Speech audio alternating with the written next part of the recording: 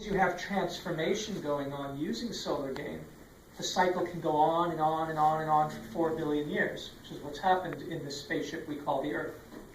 The atmosphere is like the window. Sure, it turns, so at night you don't get that solar gain, but then it spins around again in the day. The sun comes in again and energizes this, and so the system continues to function. So there is an income, like a job. You're getting paid by the sun. It's coming in, income. And it's creating capital, savings. Soil is a bank account. Soil is your savings account. If you have to draw that down, then you become poor every year, like if you're draining down your savings account. But as long as you have income coming in, you have net gains financially, net gains environmentally. So that's why the sun is the big driver of this. But the transformative agent that uses the sunlight is a combination of symbiosis of plants, other animals besides humans, and of course the fungi and the protists and the microbes.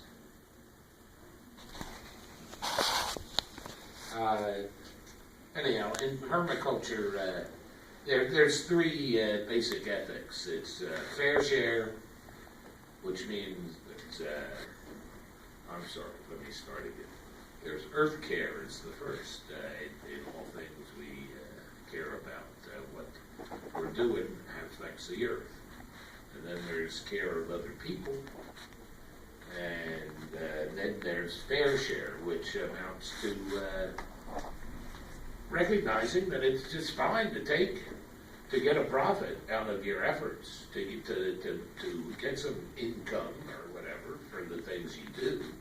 Absolutely nothing wrong with that. As long as it's reasonably fair, you're putting in and get out.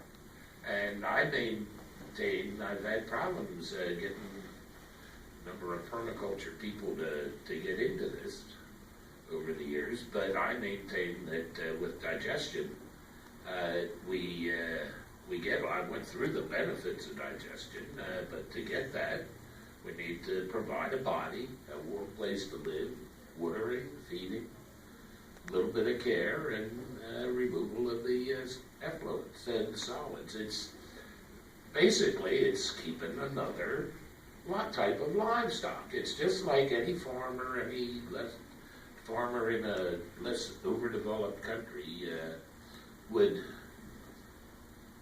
think about when they're thinking about picking up another type of livestock. It's not any fancy technological fix. We do need the advantages of various technologies to make it work easier and more convenient. But it's basically a biological activity.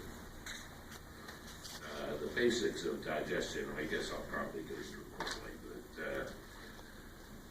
but basically, you got the large stuff in animal manures. It's pretty well broken down into small stuff. But all the large materials, say kitchen scraps, need to be ground up and then attacked by these hydrolytic bacteria that break it down further, small enough so that acid formers. These are different types of bacteria that eat the hydrolytic bacteria and produce the acids, primarily acetic acid, which the methanogens, the methane-forming bacteria, can then consume, and they produce the methane. And it's these methane-forming bacteria that are slow to develop. They're much slower to reproduce, and they require higher temperatures. Ideal temperature generally for modest digestion is about what you've got in your gut. As far as solids go, your basic input is going to be pretty watery in general, and the solids that matter just everything that would evaporate. And from those total solids, about 70% of it is going to be volatile, which is odorous, smells goes off. It can be goes off in the air, and then there's fixed solids, which just pass. And again, it's the volatile solids that the anaerobic microbes eat that are decomposed in the digestion process, so that your effluent from the digester doesn't have a such a nasty odor. And I'll definitely let you look at this on your except notice that the big thing is to keep track of your carbon nitrogen ratio, or not, I'm sorry, your pH, which should be about around 7, pretty neutral, just like it is in your digestive tract. Let's see, it's 4 now, right? We don't have all that much time. Plus, I got some pictures that are much more interesting. There's 3, well, digestion, there's 3 sort of populations, and since they're not exclusive, they run into each other. But there's not some microbes, anaerobic pathogens that can live at very low temperatures. They're the ones that are going to start decomposing all the permafrost, and they will work in a digester when it does get very cold, but at very slow levels. Then there's mesophilic microbes, which is what we maintain mostly in our guts, and they work best about 95 to 100 degrees Fahrenheit. Then there's another set of thermophilic microbes, high heat-loving microbes. They probably developed around thermal vents, but they seem to work best at higher temperatures, around 140 degrees, but they're very sensitive when some of these large-scale systems that try and use this have to have such tight monitoring and be able to jump right on any problems. The mesophilic is much more friendly and benign, and you can take your time with it. It's much more bovine. Cow-like, yeah. Right. I'd interject and say that on my first National Geographic grant, I went to Alaska to work with cyclophilic microbes, and the big threat that they probably haven't been telling you enough about is that as the ice caps melt, the cyclophilic bacteria that have been living there for millions of years, billions actually, are thawing out, and they begin to produce methane at below freezing. So while there's still ice around, they're waking up. They need to be deep, deep freeze to shut down. So they're waking up now, and we were up there going on these frozen lakes, and because there's so much carbon in the permafrost up in Alaska and Siberia, they're burping up enormous clouds of methane every spring and every summer.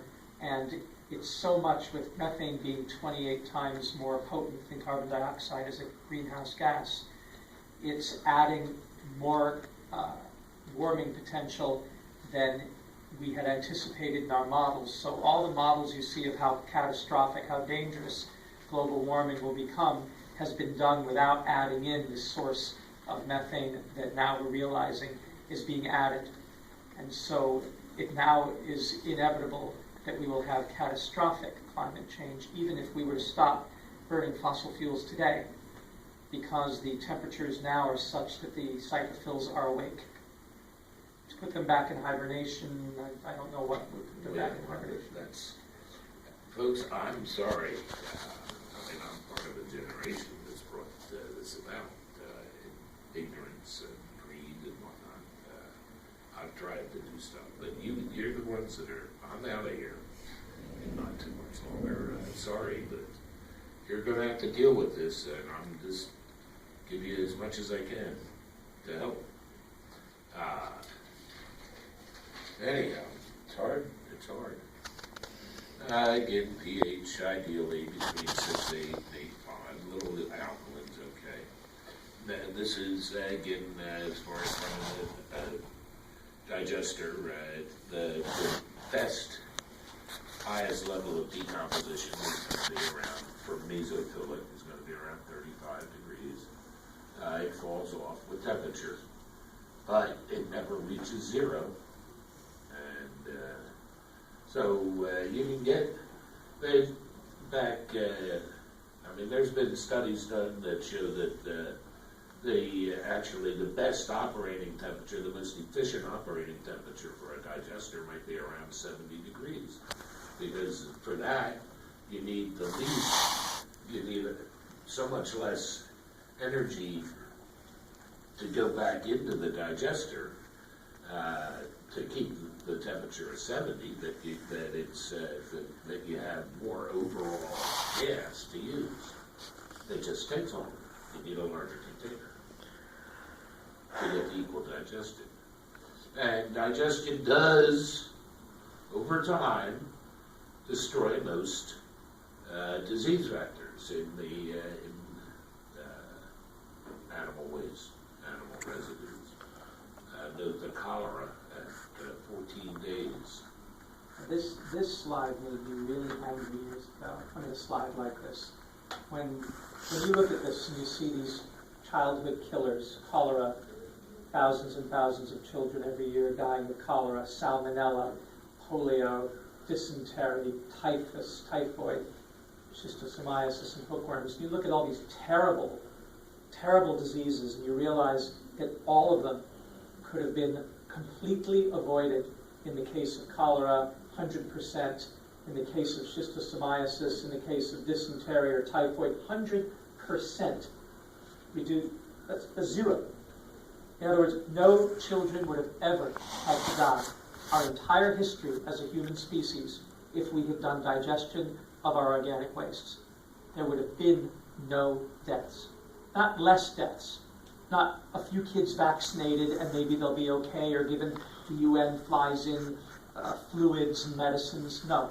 Zero deaths. So if you're from any backgrounds where your families know anybody who's died or been sick of cholera, typhoid, polio, salmonella, E. coli, all these terrible diseases, knowing that none would have ever died if we put digestion at the center of our development.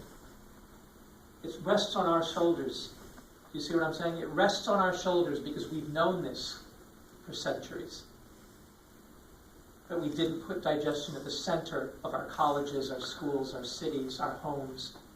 And so we've allowed disease organisms to kill. And you're in the health sciences, right? I told you this? Why would they? They've got medicine to sell. 100% reduction. That means you kill them completely. They would have never gotten in the water. Ever. This is what's scary. Well, I'm moving on for a little bit. The eggs, roundworm eggs, really aren't destroyed so much through digestion, but they do settle down into the sludge. And then you can take the sludge and use it in a composting pile, just as the liquid. There won't be much energy left in it, but if you get your compost up to 155 degrees Fahrenheit, then it'll kill off those. You're talking about the ascaris. All the roundworms. The roundworms are pretty resistant. But they're not fatal diseases. They're debilitating. You're right, yeah. Anyhow, so for small-scale systems, the biggest thing is to keep track of your temperature, of course, but your pH is what you really want to know. If your pH starts sinking down, going down, then you've got a feed problem. You're probably feeding it too fast or too rich of food. Once you get gas production, a burnable gas production, if you can keep track of your gas production or the quality, the methane percent, then with those two things, you can keep track of the system pretty well and know how healthy it is. If you get an upset with that, you got to look back at your feed regimen and maybe make some adjustments. Economics. If any of you are into economics, there's this book that came out by this guy, Herman Daly and John Cobb. Daly's an economist, Cobb's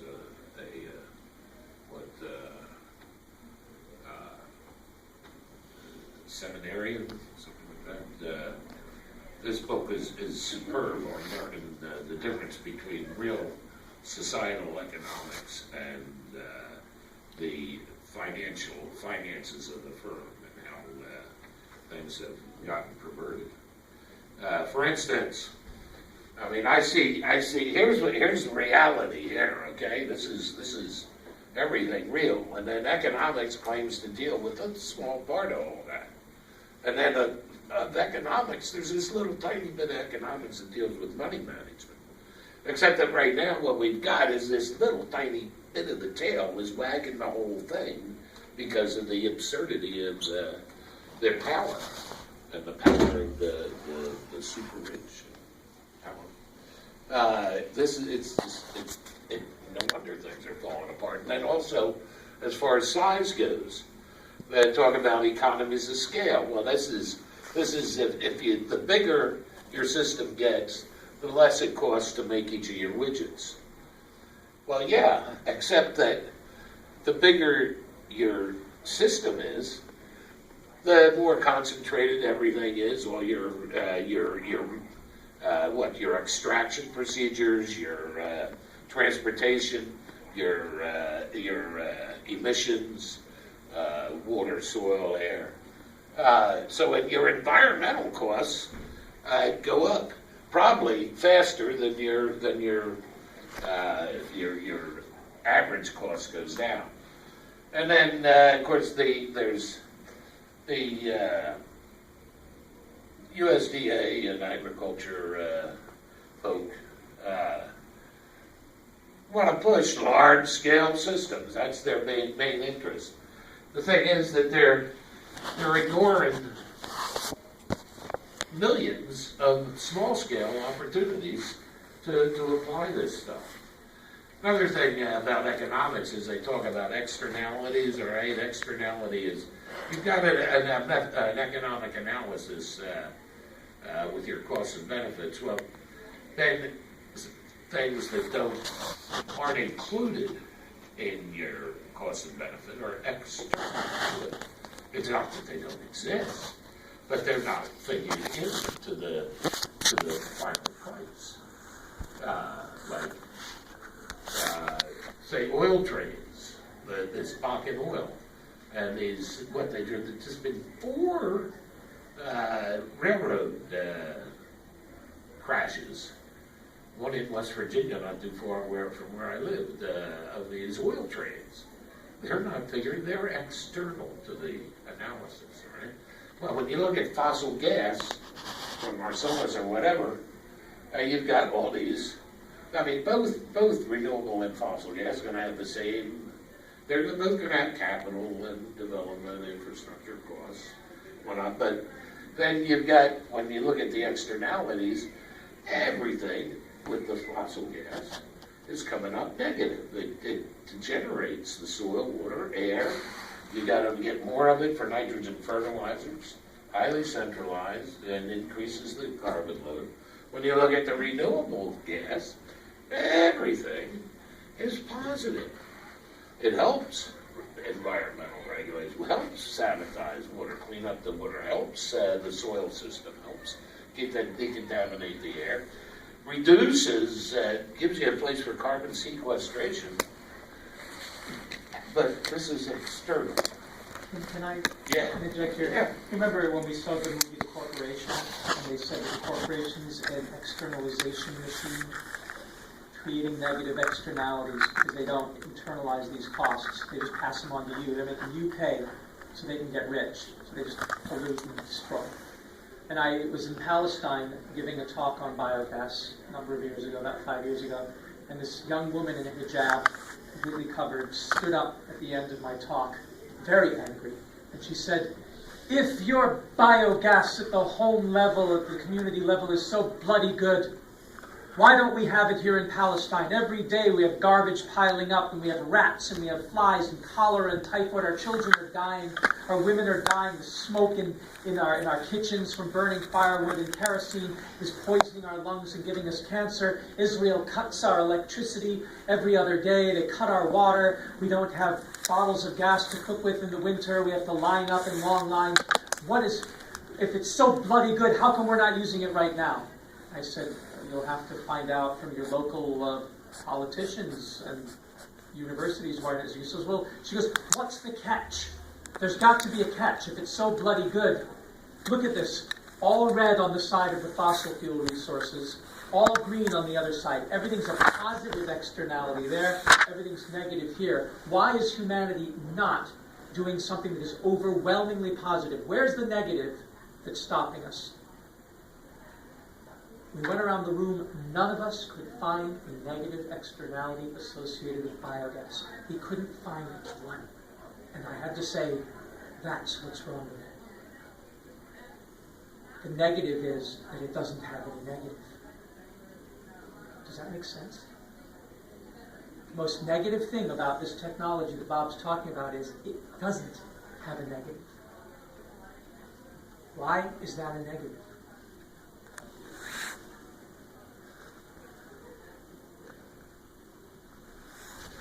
Something so good, you cannot criticize it except to say that it's too good.